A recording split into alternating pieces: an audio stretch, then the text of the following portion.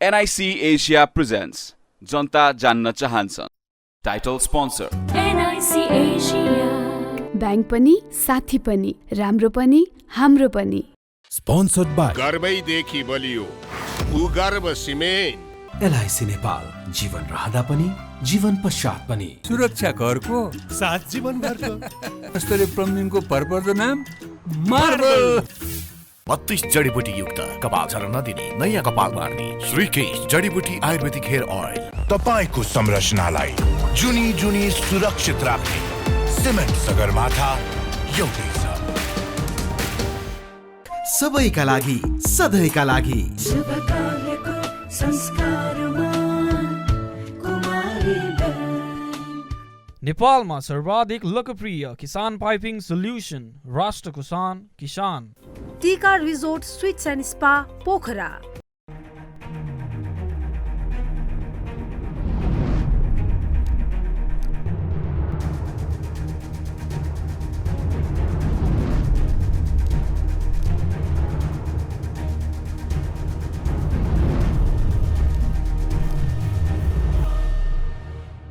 नमस्कार आज दर्शक, आजको जनता जान्न चाहन्छन् कार्यक्रममा हामी हाम्रो देशको सबैभन्दा अग्लो विश्वकै सबैभन्दा अग्लो सगरमाथाको बेस क्याम्पमा एकजना भारतीय नागरिक कसरी पुग्नुभयो?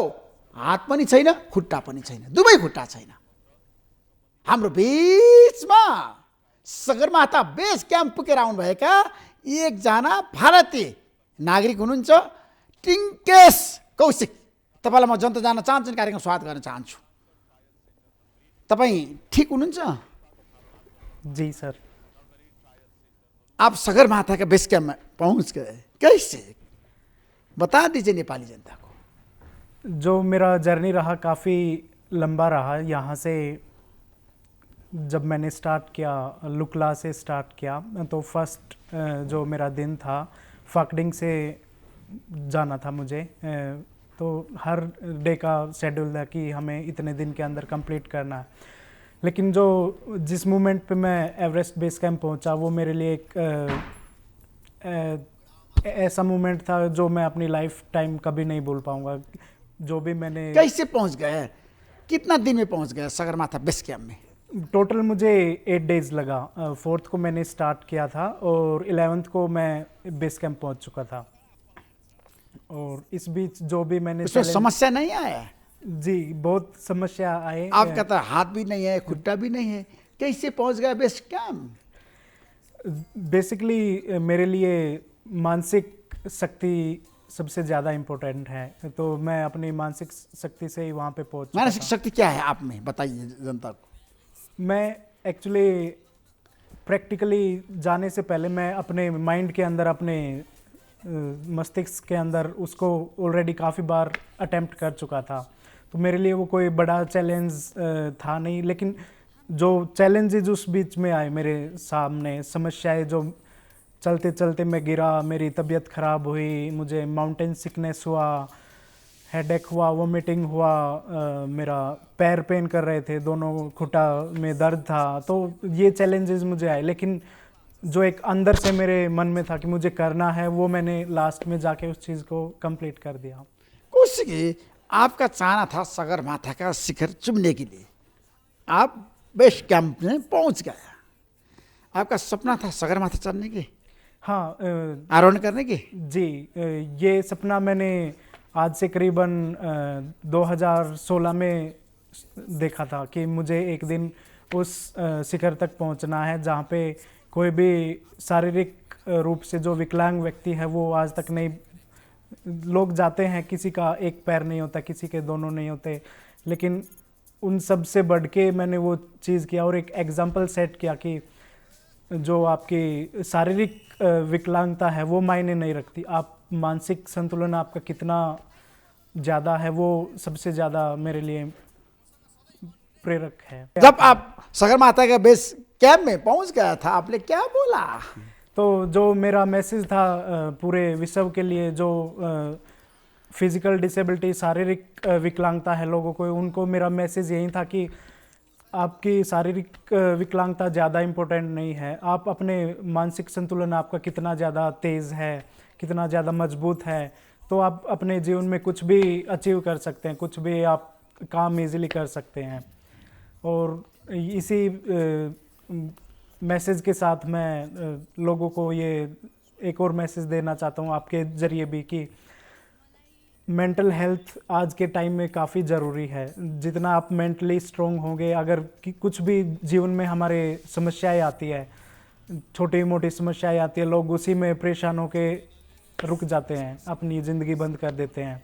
लेकिन आप उन सब चीज़ें निकलिए। आप जब तक किसी से बात नहीं करेंगे, आप उसके लिए डॉक्टर से नहीं मिलेंगे, जो प्रोफेशनल्स हैं उनसे नहीं मिलेंगे, तो आप उस चीज़ से बाहर निकलने की कोशिश कीजिए।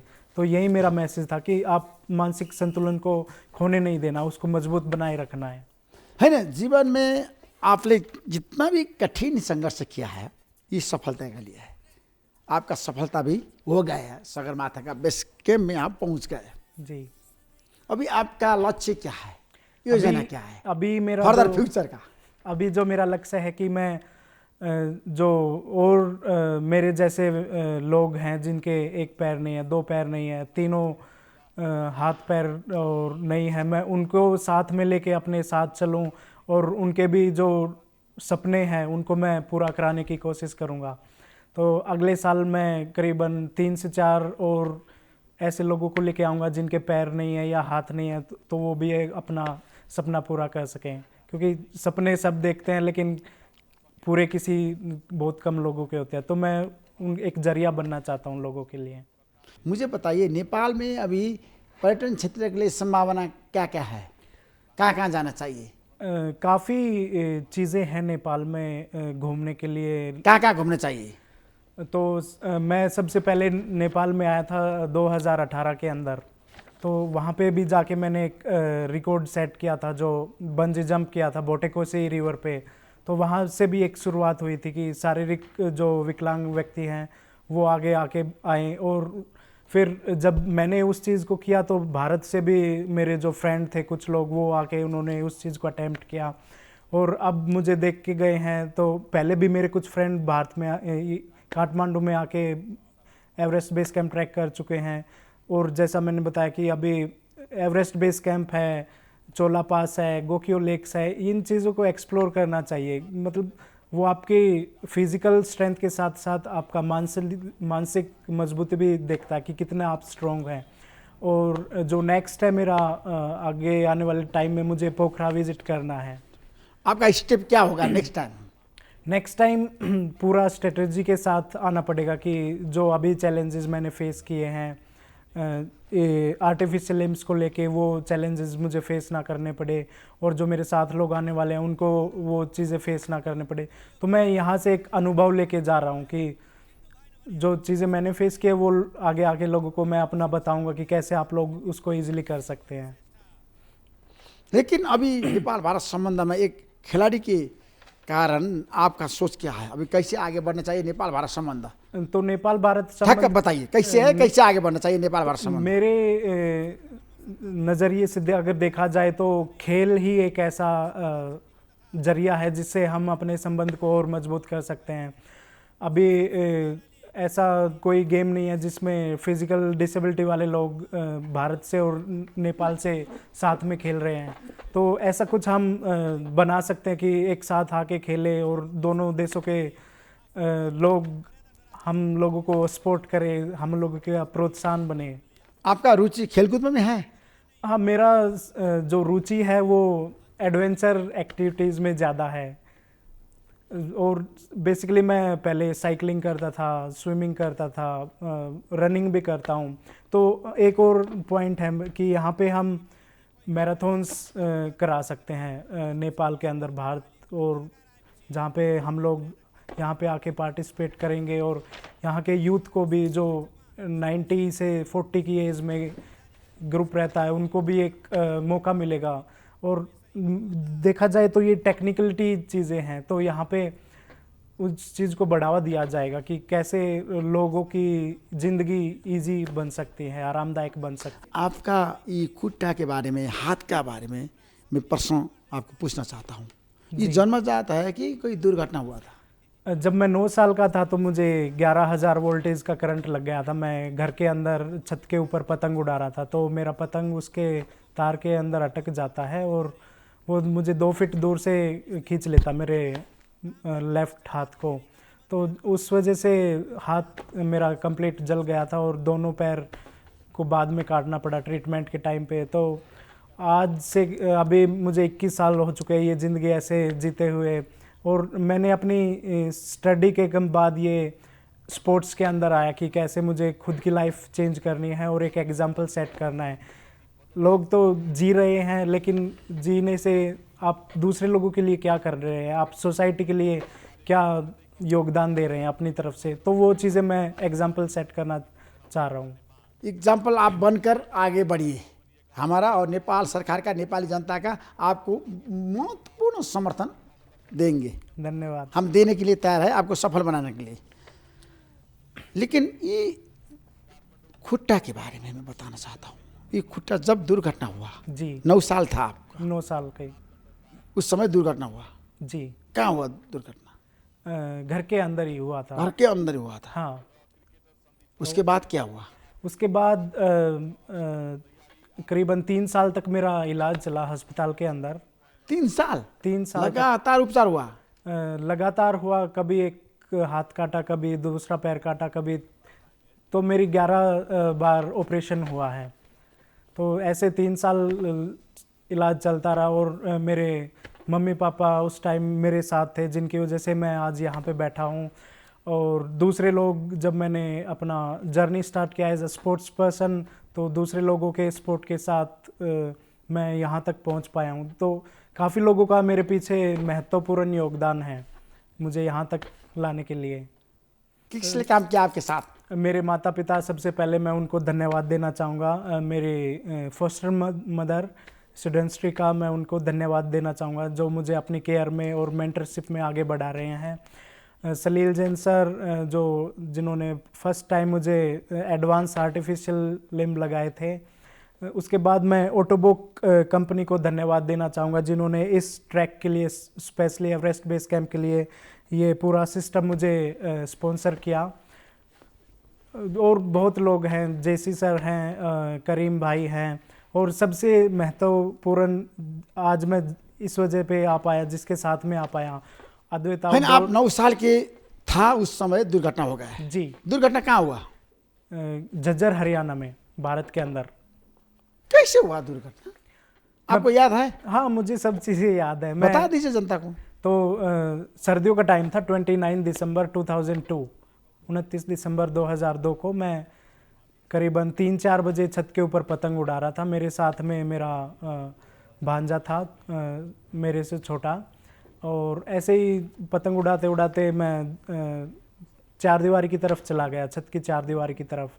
तो और मेरा पतंग उसमें सडनली अटक जाता, क्योंकि सर्दियों का टाइम था वहाँ पे, और नंगे पैर थे। तो जैसे ही मेरा पतंग अटका, मेरा हाथ 2 फीट से खींच लिया उसने, वायर ने, और दोनों पैरों में चप्पल नहीं था, तो इसलिए वो अर्थ बना और पूरा करंट बॉडी के अंदर से पास हो गया। तो करीबन 3 मिनट तक मेरा हाथ उस वायर के ऊपर था, जिसकी वजह से हाथ तो मेरा पूरा जल गया था तभी के तभी, और दोनों पैरों को भी बाद में काटना पड़ा ट्रीटमेंट के टाइम पे। और उसके बाद मैंने अपना पूरा स्टडी किया, मैंने ग्रेजुएशन बीकॉम किया, और स्कूल कॉलेज ये सब चीज़ें करता रहा, लेकिन मैं रुका नहीं। अभी आप नेपाल में हैं। भारत जाने से पहले पशुपतिनाथ को दर्शन करिए। जी बिल्कुल। जब मैं 2018 में आया था तो पशुपतिनाथ जी के दर्शन मैंने कर लिए थे, और जो यहाँ पे हेरिटेज साइट है वो भी मैंने देख लिए थे। तो इस बार तो समय कम है मेरे पास, लेकिन जब मैं अगली बार आऊँगा तो और लोगों को साथ में लेके आऊँगा। सबको लेकर आइए ना, नेपाल घुमाइए। नेपाल में देखिए बहुत सुंदर प्लेस है। हाँ, हर जगह जाइए, नेपाल में सब चीज़ है, सब जगह काफ़ी सुंदर है। और नेपाल के साथ एक रिश्ता जुड़ चुका है मेरा, पहले काफ़ी साल हो गए, तो वो रिश्ता अभी आगे चलता ही रहेगा। ये चीज़ मैंने अचीव किया, अभी दूसरे लोगों को अचीव कराना है, तो वो रिश्ता मजबूत बनता चला जाएगा अभी में। लेकिन अभी आर्थिक रूप में आपको समस्या नहीं आया है? आर्थिक रूप में वास्तविकता बताइए। आर्थिक रूप में समस्याएं तो आती रहती है, क्योंकि अगर बात की जाए नौकरियों की, तो विकलांग व्यक्तियों को, डिसेबल लोगों को काफ़ी जो सरकारी उसमें परसेंटेज है वो काफ़ी कम है। तो वहाँ पे उनकी आपकी डिग्री नहीं देखी जाती, आपका कोटा पे सिलेक्शन होगा, वहाँ पे भी काफ़ी चीज़ें हैं। लेकिन मेरा ये था कि मुझे सरकारी जॉब ही नहीं करनी है। आपने सरकारी जॉब नहीं किया अभी तक? मैंने आज तक सरकारी नौकरी नहीं आपको किया है। प्रस्ताव तो आया था बहुत? नहीं, मुझे कोई सरकारी जाहिर के लिए प्रस्ताव नहीं आया था? मुझे कोई प्रस्ताव, आपका मेरे फादर तो लीडर है ना। मेरे माता पिता ने मुझे बोला कि सरकारी नौकरी करो, उससे अच्छा। सरकारी नौकरी करने के लिए आपका पैसा दिया था? हाँ, माता पिता ने, आपने नहीं किया? पैसा नहीं दिया, उन्होंने बोला पढ़ो, अपनी मेहनत से सरकारी नौकरी लगो। तो मेरा ये था कि सरकारी नौकरी तो सब कर रहे हैं, लेकिन वहीं समाज में आप क्या मैसेज छोड़ के जाएंगे? जब आप जाएंगे ज़िंदगी के बाद तो क्या मैसेज छोड़ के जाएंगे? तो मैं उसी चीज़ को आगे लेके बढ़ रहा हूँ कि मुझे सब चीज़ों से हट के एक एग्जाम्पल बनना है दूसरे लोगों के लिए, ताकि आपके आने वाले टाइम में एक ऐसा ना हो कि लोग ये चीज़ें नहीं कर सकते बस एक डिसेबिलिटी की वजह से, विकलांगता की वजह से। भारत गवर्नमेंट सपोर्ट कर रहा है आप जैसे आदमी को? नहीं, मैं बोलूँगा सपोर्ट नहीं करता, बस पेपर्स पे सब दिखता है, लेकिन ग्राउंड रियलिटी पूरा जीरो ही रहती है। कुछ लोगों को पॉलिटिक्स के अंदर आके उनको बेनिफिट मिल जाते हैं उस चीज़ के, लेकिन जो डिज़र्व लोग हैं उनको कुछ नहीं मिलता, बस वो अपनी मेहनत के जरिए ही चल रहे हैं। आज मैं यहाँ बैठा हूँ, भारत में आधे लोगों को मुझे पता भी नहीं है कि मैंने ये चीज़ कर ली है, क्योंकि वहाँ पे वो सपोर्ट नहीं मिल रहा, मीडिया का सपोर्ट मुझे नहीं मिल रहा है। तो ऐसे दबा के रखा जाता है। और मैं तहे दिल से आपका धन्यवाद हूँ, जो मैं आपके साथ आज इंटरव्यू कर रहा हूँ। मैं धन्यवाद देना चाहूँगा अद्वैत आउटडोर्स को और हिमालय डेस्टिनी को, जिसके जरिए मैं आज यहाँ तक पहुँच पाया हूँ। जब आप 9 साल का था उस समय दुर्घटना हुआ, 2 खुट्टा गुम गए जी, हाथ भी गुम गए? हाथ भी चला गया। हाथ भी चला गया? यस। उसके बाद परिवार में क्या हुआ? परिवार परिवार का सदस्य ने आपको क्या बताया? परिवार मुझे बताइए।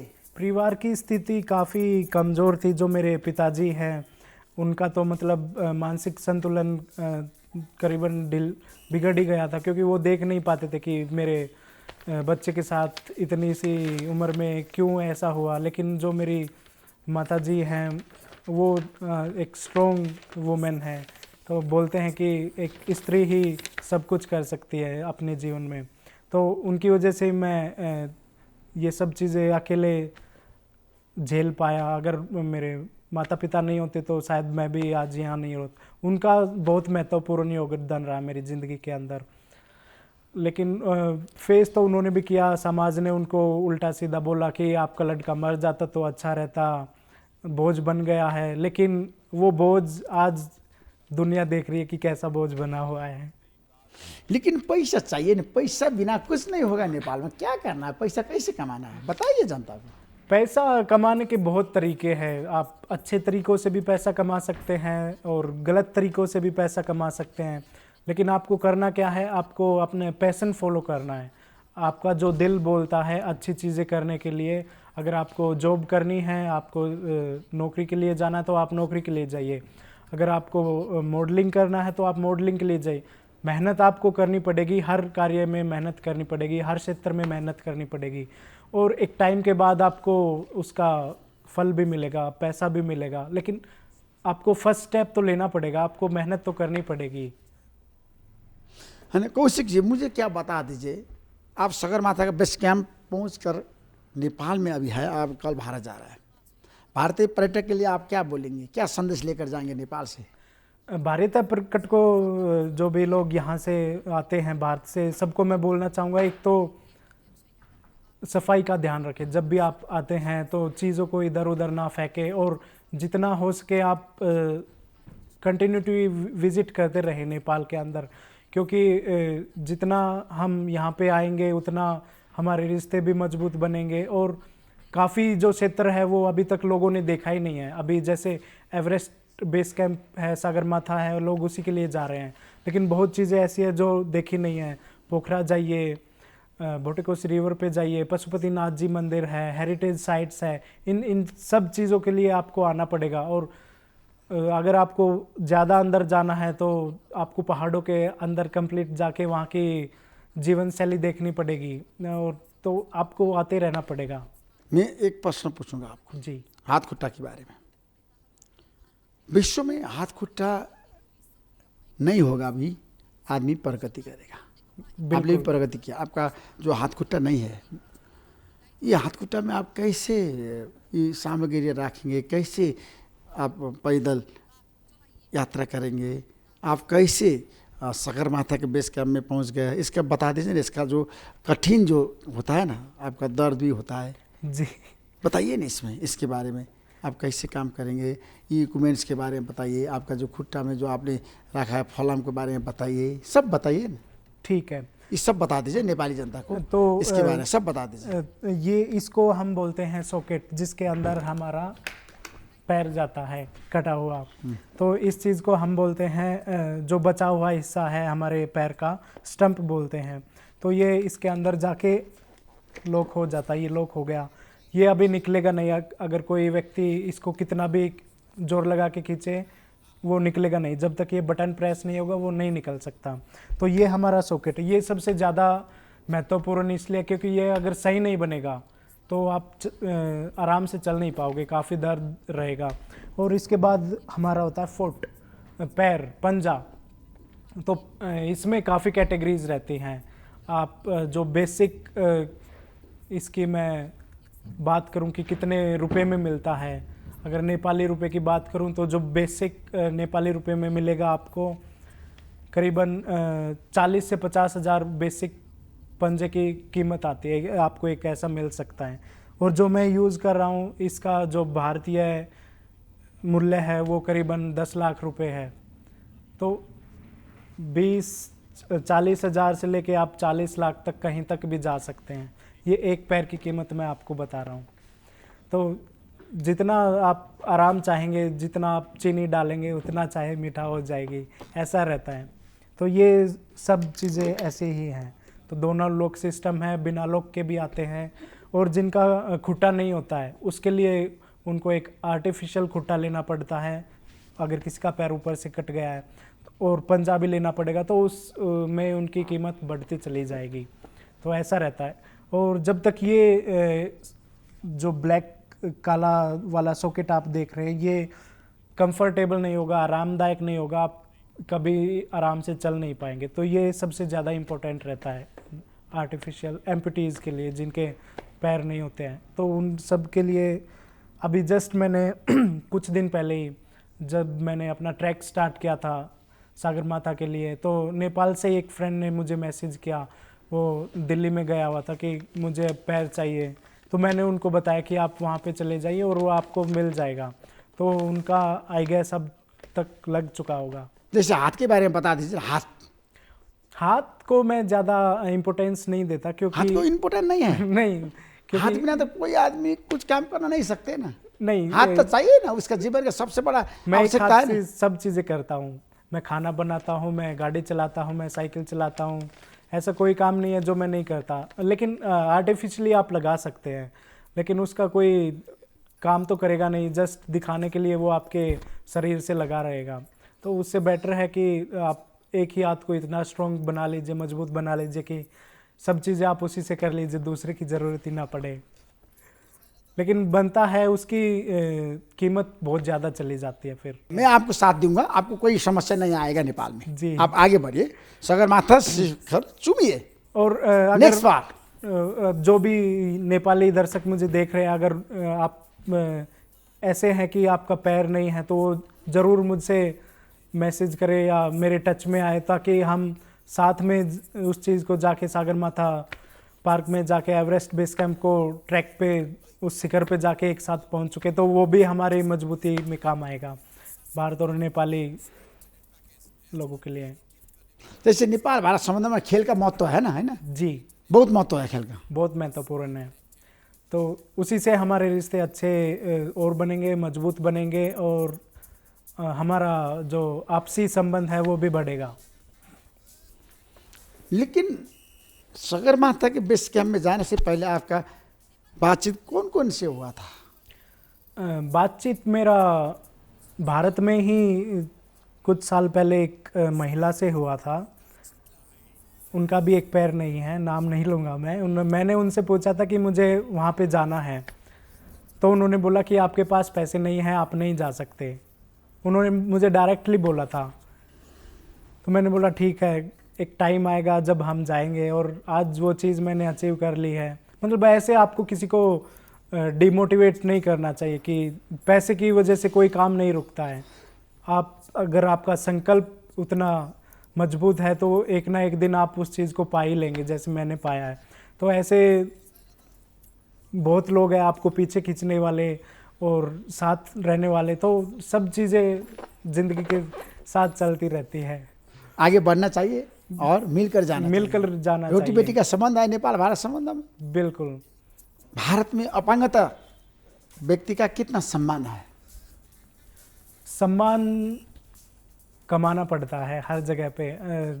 एक तो आपको दया मिलेगी, आपको बोझ समझा जाएगा, जैसे मेरे साथ ही था कुछ साल पहले। तो वो सम्मान तो आपको खुद ही कमाना पड़ेगा अपने कार्यों से।